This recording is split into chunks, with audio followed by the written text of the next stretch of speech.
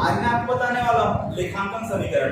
दोस्तों लेखांकन समीकरण इसको अंग्रेजी में कहते हैं अकाउंटिंग इक्वेशन। इसके पहले मेरा एक रिक्वेस्ट है दोस्तों आपसे कि मेरे चैनल को लाइक, सब्सक्राइब और बेल आइकन को क्लिक करना ना भूलें, जिससे कि मेरा हर एक वीडियो आप तक आसानी से पहुंचा सकूं। दोस्तों आज बात करते हैं अकाउंटिंग इक्वेशन की, जिसको लेखांकन समीकरण कहते हैं। दोस्तों इसका मैं आपको प्रारूप के बारे में पहले जानकारी देना चाहूंगा, जिसका प्रारूप होता है पहले दिनांक, जिसको बोलते हैं डेट, विवरण जिसको बोलते हैं पर्टिकुलर, और एसेट्स जिसको बोलते हैं संपत्तियां, और दायित्व बराबर इसको बोलते हैं लायबिलिटी, और प्लस होता है पूंजी मतलब कैपिटल। दोस्तों आपको बता देना चाहूंगा कि accounting equation assets equal liability plus capital होता है, जिसको हम कहते हैं लेखांकन समीकरण बराबर संपत्ति बराबर दायित्व प्लस पूंजी होती है। बता दो दोस्तों कि आपके जो बीच में छपा हुआ है क्वेश्चन, देखिए इस तरह से क्वेश्चन जो होते हैं लेखांकन समीकरण में प्रयोग में आते हैं। दोस्तों आपको बता देना चाहूंगा मैं कि लेखांकन समीकरण में सबसे पहला क्वेश्चन जो आपके बीच दिया है, ये लिखा है रोकड़ से व्यापार प्रारंभ किया। मतलब कोई भी अगर व्यापार प्रारंभ करते हैं हम, तो हमें कहीं ना कहीं धन की आवश्यकता होती है। और साथ ही आपको बता दूं कि रोकड़ अर्थात धन और मनी, गुड्स एंड अमाउंट। यहाँ ये बोला है कि रोकड़ से व्यापार प्रारंभ किया, स्टार्टेड बिजनेस विद कैश, इसको अंग्रेजी में बोलते हैं स्टार्टेड बिजनेस विद कैश। तो बता दो 80,000 है, तो 80,000 रुपए रोकड़ से व्यापार अगर प्रारंभ किया है, तो हम डेट या दिनांक में लिखेंगे, कोई दिया नहीं है, दिनांक में दिया है तो नंबर, तो इसमें हम 1 लिख देंगे। और बता दो दोस्तों यहाँ पे दिनांक या क्रमांक होता है।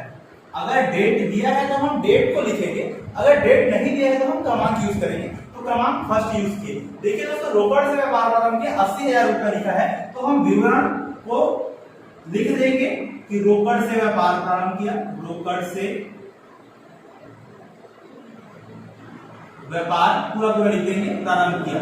बता दो दोस्तों कि इसमें रोकड़ से व्यापार प्रारंभ किया, तो आपको बता दूं कि अकाउंटिंग का ये नियम है, रूल है कि what comes are debit and what goes are credit. तो जैसे कि हम जानते हैं कि व्यापार में जो आया उसको विकलन करते हैं, और व्यापार से जो गया उसको समापन करते हैं। तो बता दूं कि व्यापार अगर रोकड़ से हम प्रारंभ किए हैं, तो व्यापार में पैसा आया है, तो हम सबसे पहले व्यापार में जो पैसा है उसको संपत्ति मानते हैं, एसेट्स मानते हैं, because rule is what comes are debit and are assets are debit. तो बता दूं कि संपत्ति है ये हमारी, जो रोकड़ से व्यापार प्रारंभ किए हैं, तो रोकड़ का एक कॉलम बनेगा, इसमें लिख जाएगा रोकड़ कितना रुपए है।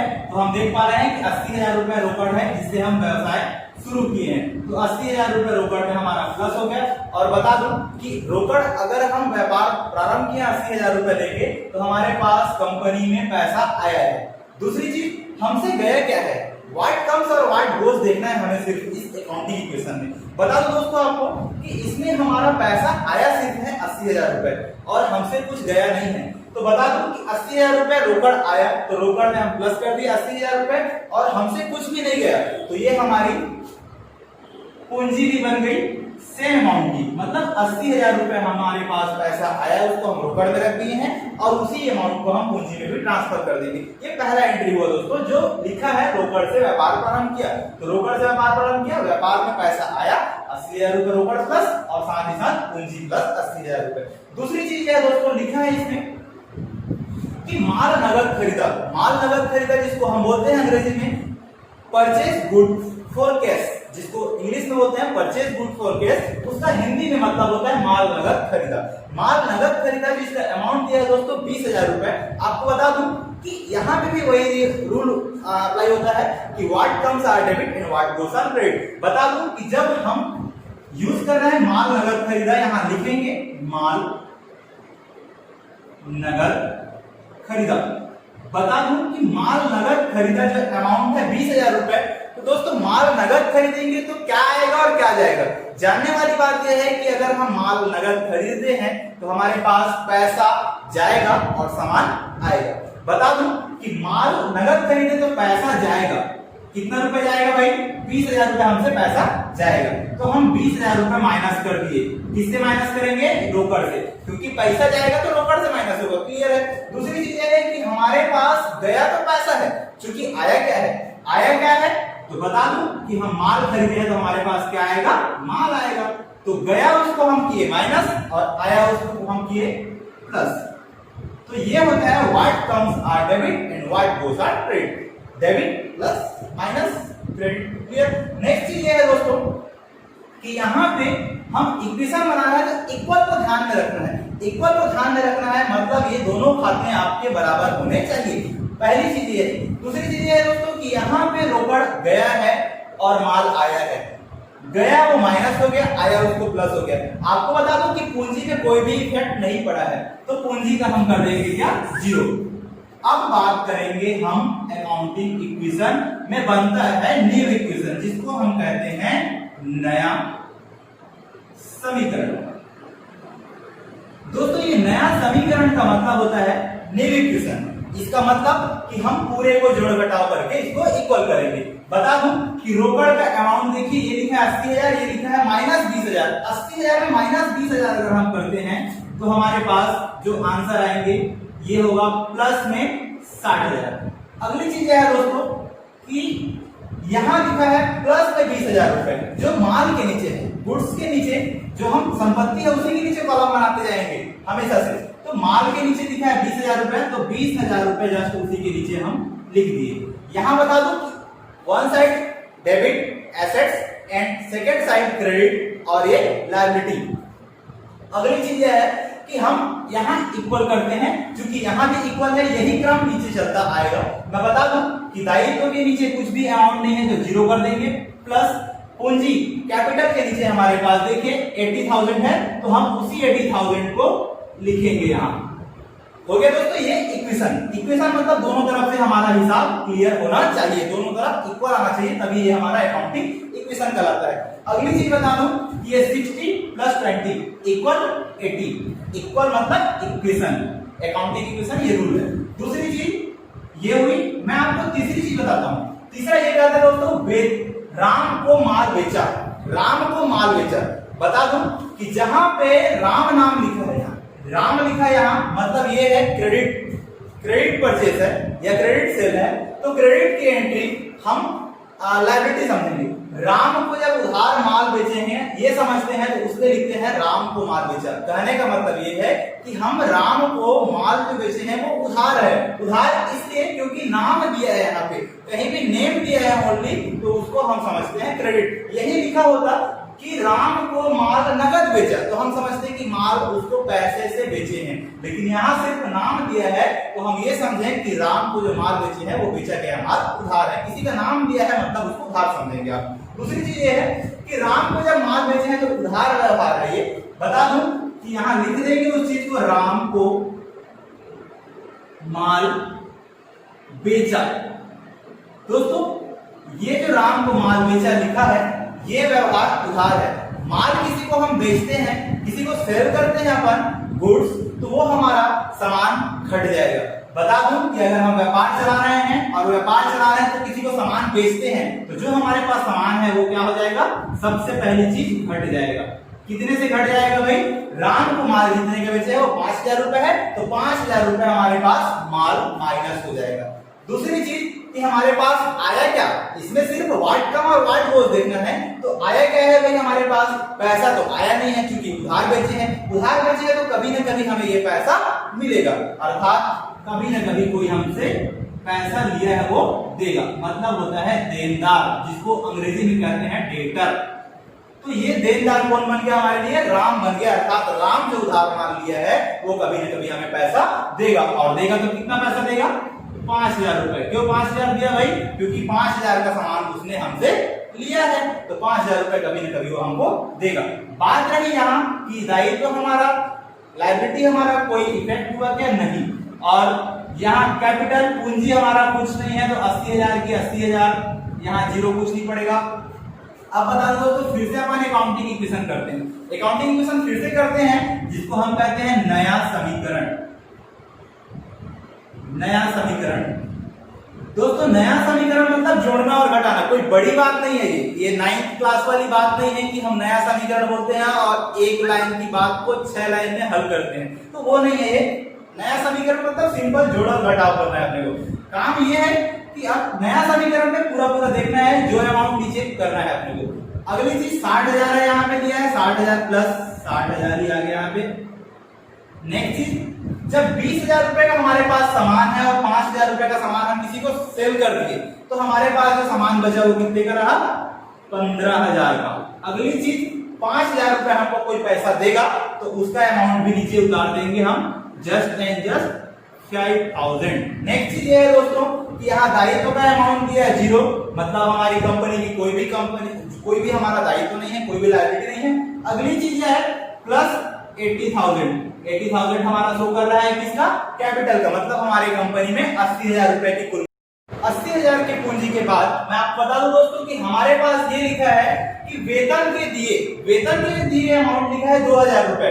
हमारे पास पूंजी कंपनी में 80,000 रुपए की है। अगली चीज जो लिखा है वेतन के दिए 2,000 रुपए, तो हम उस एंट्री को यहां करेंगे वेतन दिए।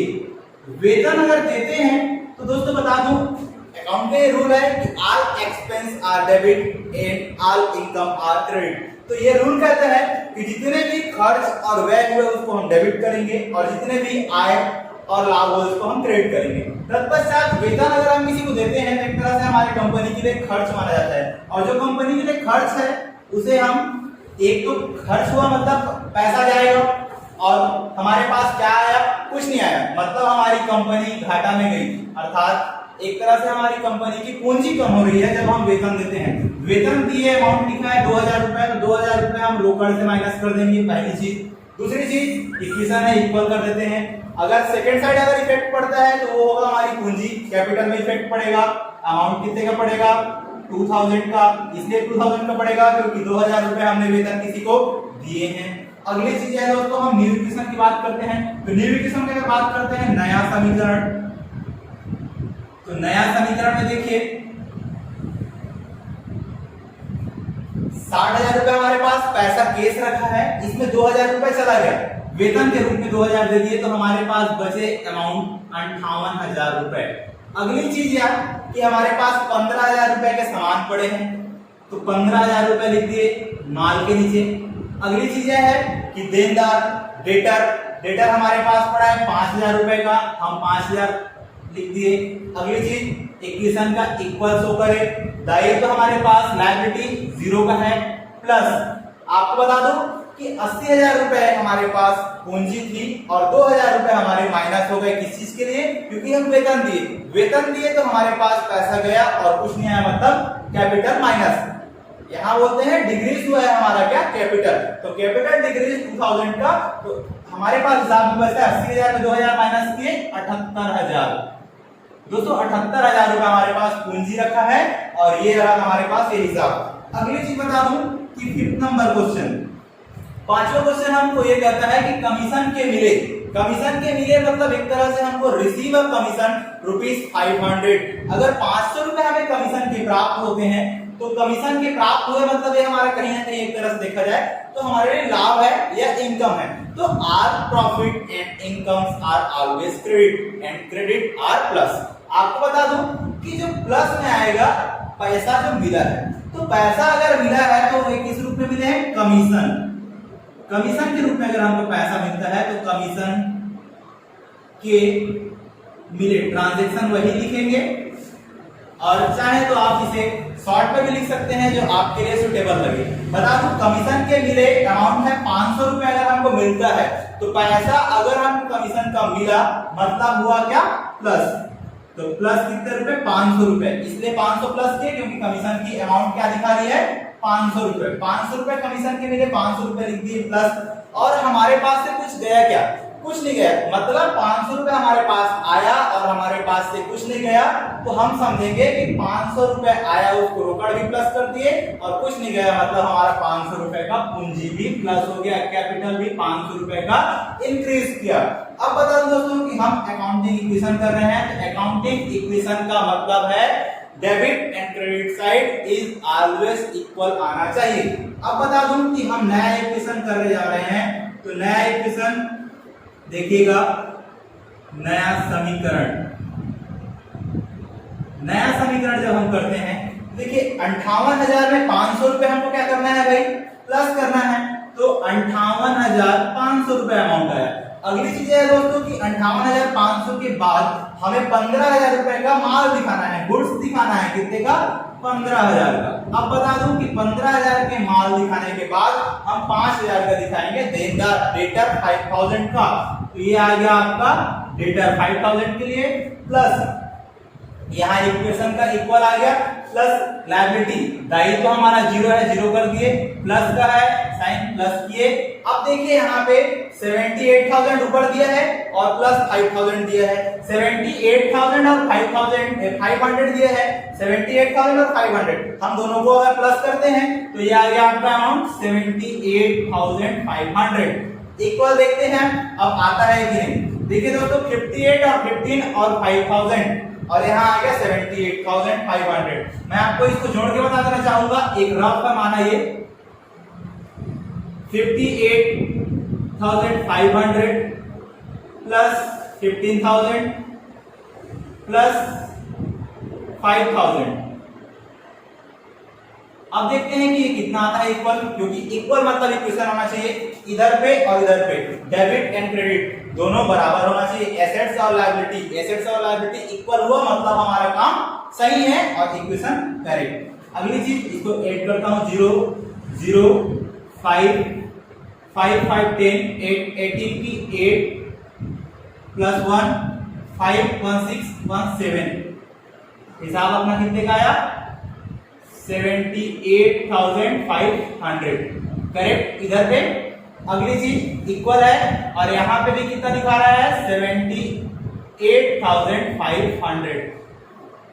दोनों तरफ इक्वल मतलब इक्वेशन इज राइट।